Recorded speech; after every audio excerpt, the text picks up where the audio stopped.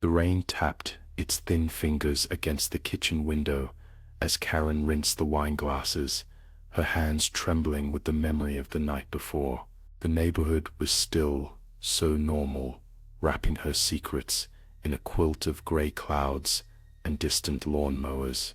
She tried to focus on the scent of coffee, but every sound seemed to echo her guilt louder.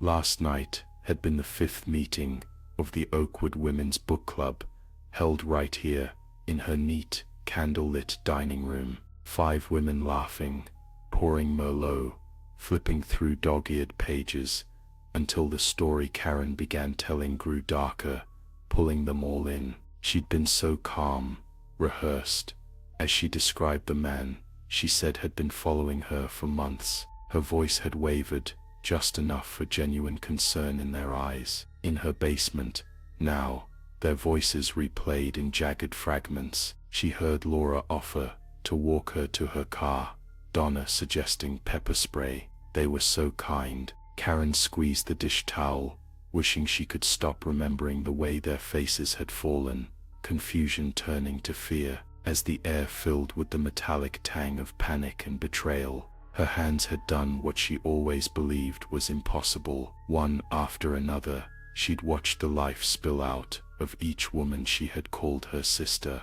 This morning, the police asked about the stains on her carpet, the overturned chairs. She told them about the stalker, reciting the story so many times it already seemed true. A tall man, with a crooked smile, always outside her window, always silent. They took notes, sympathy in their eyes, promising patrol cars and counseling.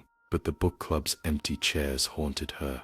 They'd been her friends, her confidantes, her audience. On the fridge, their children's birthday invitations hung from ladybug magnets. Karen walked into the living room, running fingers over the spines of books they'd shared. Crime novels, twisted thrillers, stories with unreliable narrators. She kept expecting to see one of them standing awkwardly in the hall, clutching her forgotten scarf, half a laugh still blooming on her lips. She'd hear phantom footsteps at night, whispers weaving through dreams that smelled of wine and fear.